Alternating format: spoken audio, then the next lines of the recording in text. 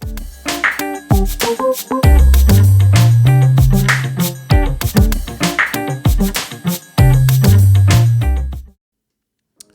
day and welcome back to the Family Cyber Clinic.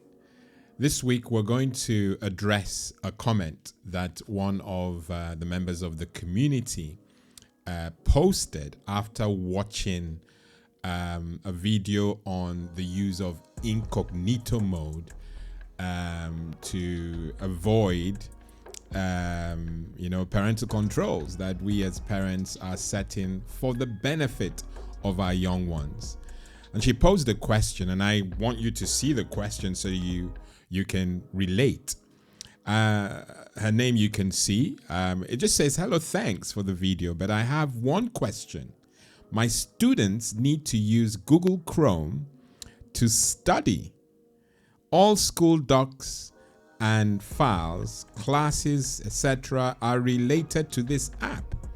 Is it possible to somehow put the child lock on Chrome and Safari and prevent kids using incognito mode? That triggered something crucial that I may not have passed on in that video, because what we are advising via this platform is best practice.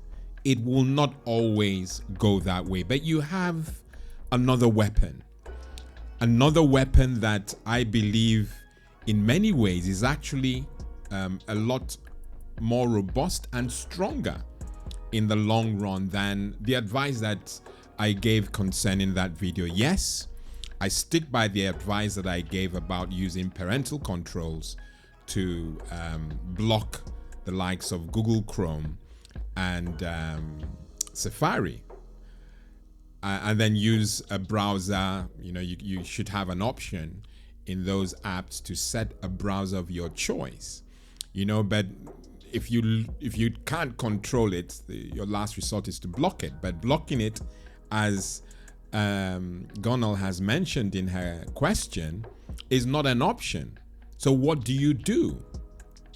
And I am convinced in my heart that just telling them not to do it is a solution. It seems too easy, but really communicating this to your young ones and giving them reasons why they should not use incognito mode. For example, I found out recently, even though the information I posted I still stand by, but I've also mentioned, or rather found out, that incognito mode does not really make you 100% private. That there's still some things the vendors like Google Chrome and Safari can still have access to. So it's not really incognito. Incognito would be nothing can be traced. No audit trail is left when you visit or use Google Chrome or Safari in those modes. But I found out that not everything, there's some things equally important that the vendor still keeps. So it's not really that incognito as we were hoping it, but it goes a long way to prevent audit trails being left. Things are cached and they're deleted as you leave the tab or close the browser. Yes, those are all good. But where you are monitoring the young ones and you want to be in control of what they do, education, communication, these tools are vital. Communicating to your young one that they should not use incognito mode for this reason, that reason, etc., will go a longer way than some of these parental control apps do. So we, as a clinic, we always mention that you should do both. So you communicate with the young one, tell them why, or rather find out why they want to go incognito.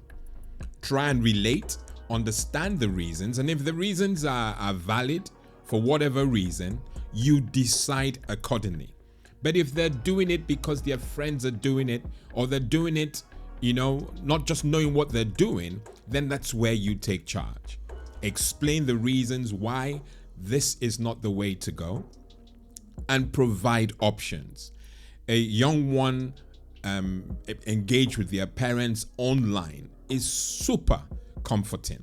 And I say that because I know I have received feedback when I have mentored young ones, my young ones, for example, and others for that matter. They find it rewarding, they find it comforting that there is someone who is on that journey with them. So for me, communicating that they should not go incognito if they have no reason to, and I've just told you that the reasons to go incognito are not quite as solid as many would think. You're not totally private when you go incognito because some information is still available to the vendors of these browsers. So I thought it best to communicate the answer that I would have given via the comment section as a video, so that many can share it, many can digest it and run with it. That is the only reason I came online today. And I hope you found it useful, Gunnar. As I mentioned in the comments I responded to, I told you I was going to do this. And I hope that you'll find some use. Any other questions you have, please, I will urge you to put them in the comments. And if I need to come back up here and explain it, I'll do just that. We have the internet, we might as well use it, okay? Good stuff. All right, so we would not leave the platform until we've told you that there are more videos like this on the portal. And we want you to consume this content. The primary reason being that you've got to skill up so that you can be of value and help to your young ones as they go on this journey. Okay? I'm your host, Lawrence Edem. Until the next video, be safe. God bless and goodbye.